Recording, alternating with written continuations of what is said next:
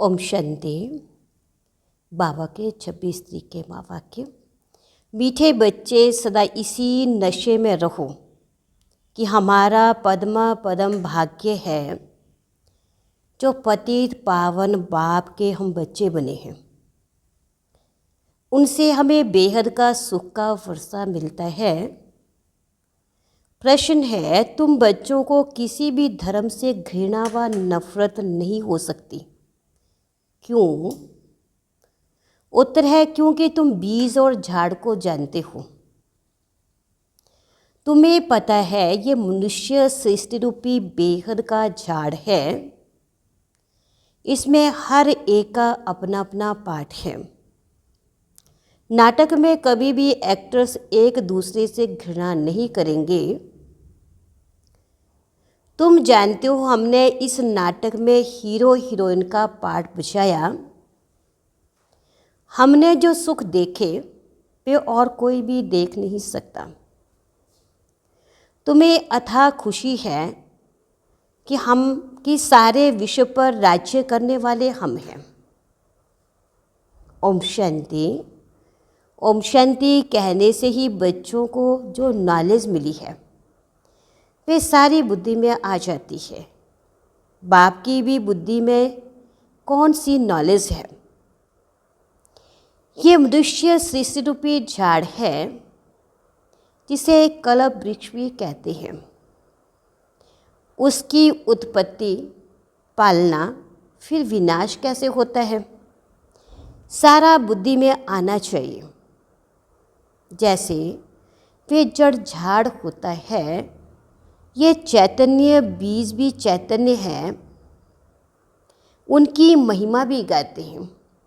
वे सत्य है, चैतन्य है, अर्थात झाड़ के आदि मध्य अंत का राज समझा रही हैं। कोई भी एक्यूपेशन को जानता नहीं। प्रजापिता ब्रह्मा के एक्यूपेशन को भी जानना चाहिए ना। ब्रह्मा को कोई याद नहीं करते, जानते ही नहीं।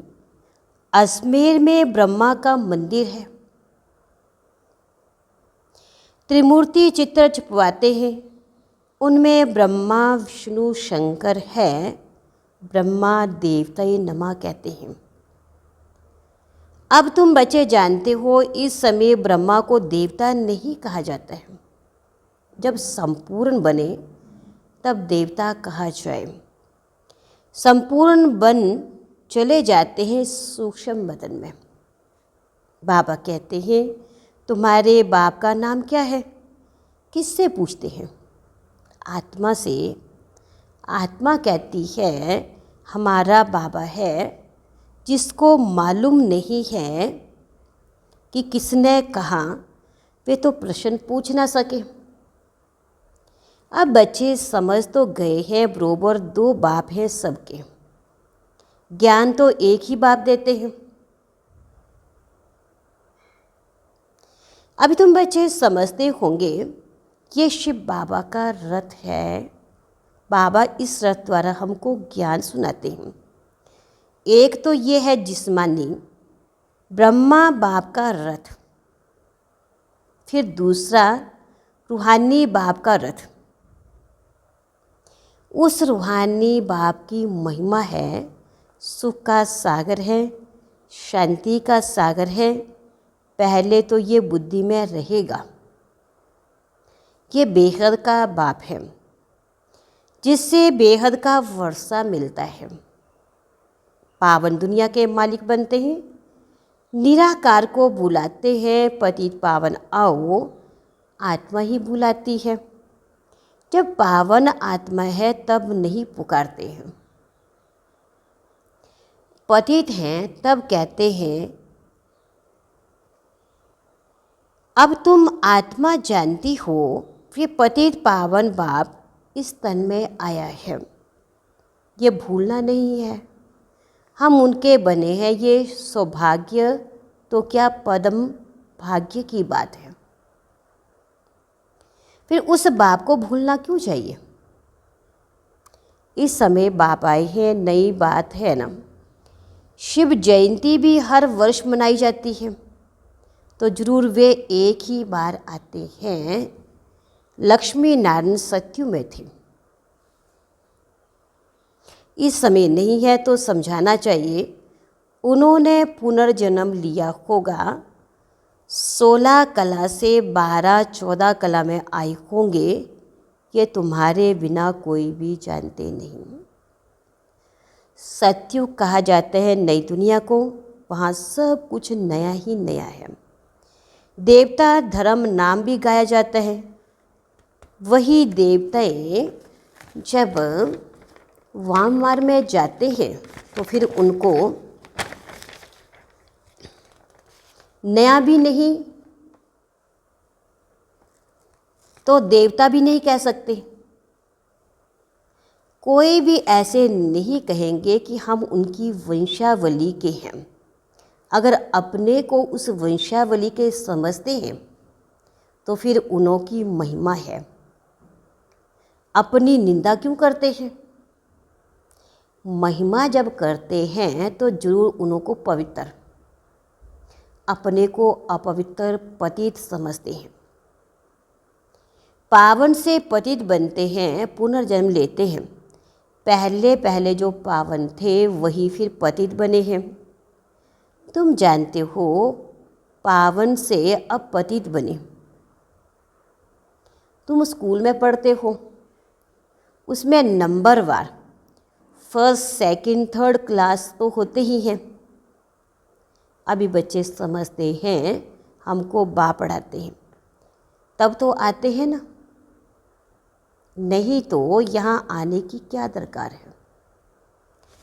ये कोई गुरु महात्मा महान पुरुष आदि कुछ भी नहीं है। ये तो साधारण मनुष्य तन है, सो भी बहुत पुराना है। बहुत जन्मों के अंत में प्रवेश करता हूँ और तो कोई इनकी महिमा नहीं है, सिर्फ इसमें प्रवेश करता हूँ तब इनका नाम होता है, नहीं तो प्रजापिता ब्रह्मा कहाँ से आया। मनुष्य मूझते तो जरूर है ना, बाप ने तुमको समझाया है तब तुम औरों को समझाते हो।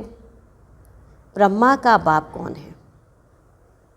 ब्रह्मा विष्णु शंकर, उन्हों का रचता ये शिव बाबा है। बुद्धि ऊपर चली जाती है। परम पिता परमात्मा जो परम धाम में रहते हैं, उनकी ये रचना है। ब्रह्मा विष्णु शंकर का एक्यूपेशन अलग है। कोई आपस में 3-4 होते हैं, सबका एक्यूपेशन अपना अपना होता है, पाठ हर एक का अपना अपना है। इतनी करोड़ों आत्माएं हैं, एक का पाठ ना मिले दूसरे से। ये वंडरफुल बातें समझी जाती हैं। कितने ढेर मनुष्य हैं। अभी पूरा चक्कर होता है ना, अंत है ना, अब वापिस जाएंगे, फिर चक्कर रिपीट होना है। बाप ये सब बातें भिन्न भिन्न प्रकार से समझाते रहते हैं। नई बात नहीं है, कहते हैं कल पहले भी समझाया था। बहुत लवली बाप है। ऐसे बाप को बहुत प्यार से याद करना चाहिए। तुम भी बाप के लवली बच्चे हो ना, बाप को याद करते आए हो। पहले सब एक ही पूछा करते थे। भेदभाव की बात ही नहीं है। अभी तो कितना भेदभाव है। ये राम के भगत हैं, ये श्री कृष्ण के भगत हैं। राम के भगत धूप जगाते हैं तो श्री कृष्ण का नाक बंद कर देते हैं। ऐसे भी कुछ शास्त्रों में बातें हैं। वे कहे हमारा भगवान बड़ा है, वे कहे हमारा बड़ा है, दो भगवान समझ लेते हैं। तो रॉन्ग होने कारण सब अनराइटियस ही काम करते हैं। बाप समझाते बच्चे, भक्ति है ज्ञान है, ज्ञान है ज्ञान। ज्ञान का सागर एक बाप ही है, बाकी वे सब भक्ति के सागर हैं। ज्ञान से सद्गति होती है। अभी तुम बच्चे ज्ञानवान बने हो। बाप ने तुम्हें अपना और सारे चक्र का भी परिचय दिया है जो और कोई दे ना सके। इसलिए बाप कहते हैं तुम बच्चे हो स्वदर्शन चक्रधारी। परमपिता परमात्मा तो एक ही है, बाकी सब बच्चे ही बच्चे हैं। परमपिता अपने को कोई कह ना सके जो अच्छे समझदार मनुष्य हैं। समझते हैं ये कितना बड़ा ड्रामा है। उनमें सब एक्टर्स अविनाशी पार जाते हैं। वे छोटे नाटक तो विनाशी होते हैं। ये है अनादि अविनाशी, कभी बंद होने वाला नहीं है। इतनी छोटी आत्मा, इतना बड़ा पाठ मिला हुआ है श्री लेने और छोड़ने का और पाठ बचाने का। ये बातें कोई शास्त्रों में नहीं हैं। अगर इसको किसी गुरु ने सुनाया होता तो उनके और भी फॉलोअर्स होते ना। सिर्फ एक फॉलोअर्स क्या काम का है? फॉलोअर्स तो वे जो पूरा फॉलो करें। इनकी ड्रेस आदि तो वे है नहीं, कौन कहेंगे शिष्य हैं? ये तो बाप बैठ पढ़ाते हैं। बाप को ही फॉलो करना है। जैसे बारात होती है ना, शिव की भी बारात है। बाबा कहते ये हमारी बारात है। तुम सब भक्तियाँ हो, मैं हूँ भगवान, तुम सब सजनियाँ हो। बाबा आया है तुमको श्रृंगार कर ले जाने। कितनी खुशी होनी चाहिए। अब तुम सृष्टि के आदि मध्य अंत को जानते हो। तुम बाप को याद करते करते पवित्र बन जाते हो तो पवित्र रासाई मिलती है। बाप समझाते हैं मैं आता ही अंत में, मुझे बुलाते ही हैं पावन दुनिया की स्थापना और पति दुनिया का विनाश कराने आओ।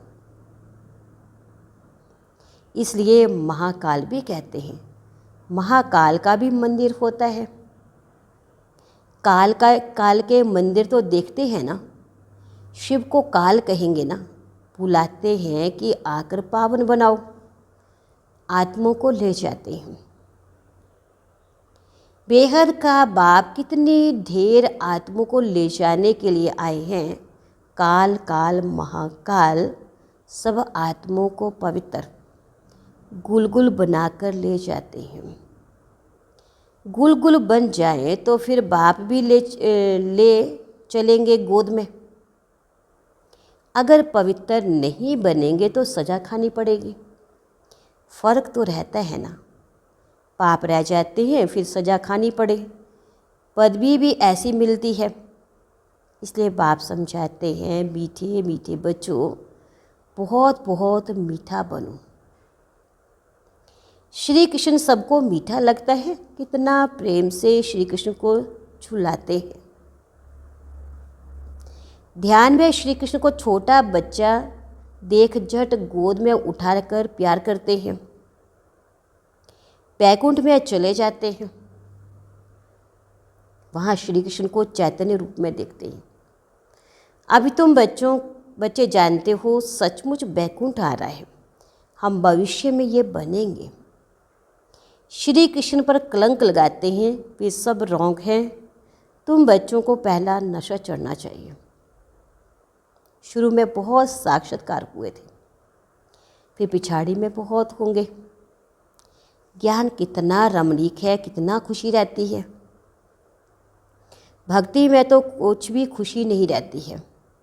भक्ति वालों को ये थोड़े ही मालूम रहते हैं कि ज्ञान में कितना सुख है।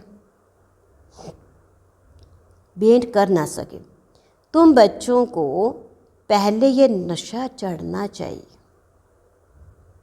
ये ज्ञान सिवाय बाप के कोई भी ऋषि मुनि आदि दे ना सके। लौकिक गुरु तो किसको भी मुक्ति जीवन मुक्ति का रास्ता बता नहीं सकते। तुम समझते हो कोई भी मनुष्य गुरु हो नहीं सकता है जो कहे हे आत्माएं बच्चों, मैं तुमको समझाता हूँ। बाप को तो बच्चे बच्चे कहने की प्रैक्टिस है। जानते हैं ये हमारी रचना है। ये बाप भी कहते मैं सबका रचिता हूँ। तुम सब भाई भाई हो। उनको पाठ मिला है, कैसे मिला है वे बैठ समझाते हैं। आत्मा में ही पाठ सारा भरा हुआ है।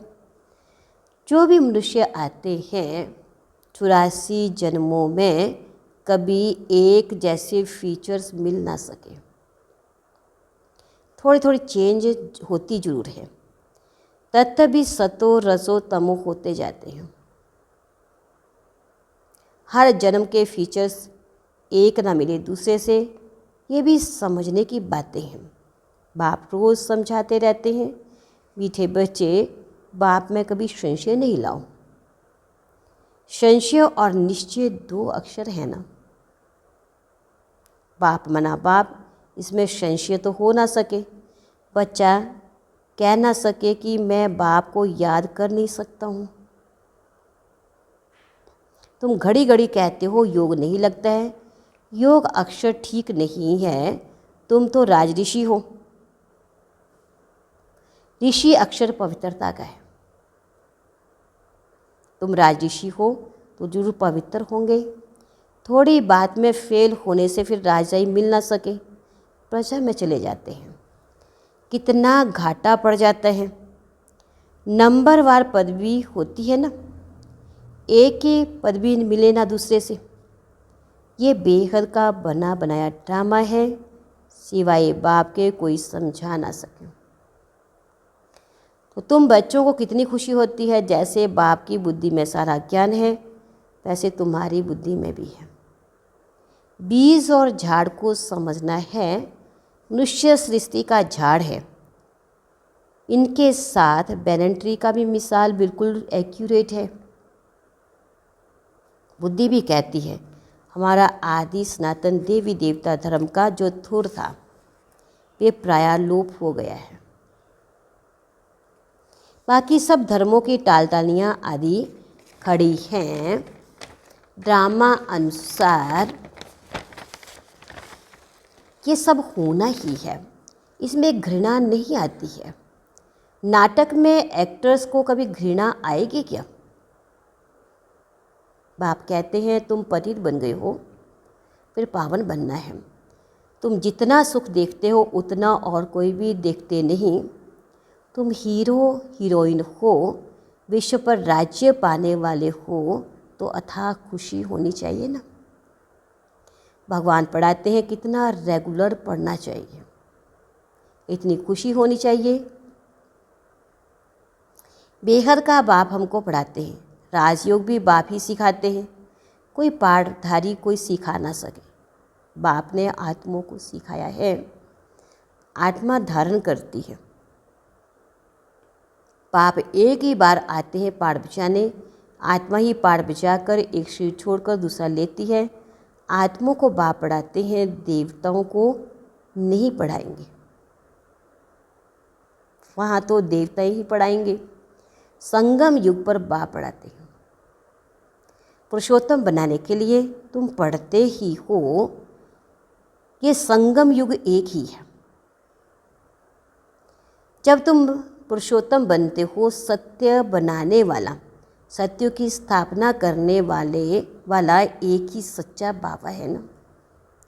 अच्छा, मीठे मीठे सीखी लदे बच्चों प्रति माता पिता बाप दादा का याद प्यार गुड मॉर्निंग। रूहानी बाप की रूहानी बच्चों को नमस्ते। रूहानी बच्चों की रूहानी बाप दादा को दिलवा जान सिकवा प्रेम से नमस्ते। ओम शांति। धारणा के लिए मुख्य सार है संगम युग पर डायरेक्ट भगवान से पढ़ाई पढ़कर ज्ञानवान आस्तिक बनना है और बनाना है। कभी भी बाप की पढ़ाई में संशय नहीं लाना है। दूसरा है बाप समान लवली बनना है। भगवान हमारा श्रृंगार कर रहे हैं। इस खुशी में रहना है। किसी भी एक्टर से घृणा व नफरत नहीं करनी चाहिए। हर एक का इस ड्रामा में एक्यूरेट पार्ट है, वरदान है। सेवाओं की प्रवृत्ति में रहते बीच बीच में एकांतवासी बनने वाले अंतर्मुखी भव। साइलेंस की शक्ति का प्रयोग करने के लिए अंतर्मुखी और एकांतवासी बनने की आवश्यकता है। कई बच्चे कहते हैं अंतर्मुखी स्थिति का अनुभव करने व एकांतवासी बनने के लिए समय ही नहीं मिलता है, क्योंकि सेवा की प्रवृत्ति, वाणी के शक्ति की प्रवृत्ति बहुत बढ़ गई है। लेकिन इसके लिए इकट्ठा आधा घंटा व 1 घंटा निकालने के बजाय बीच बीच में थोड़ा समय निकालो तो शक्तिशाली स्थिति बन जाएगी। स्लोगन है, ब्राह्मण जीवन में युद्ध करने के बजाय मौज मनाओ तो मुश्किल भी सहज हो जाएगा। ब्राह्मण जीवन में युद्ध करने के बजाय मौज मनाओ तो मुश्किल भी सहज हो जाएगा। अच्छा, ओम शांति।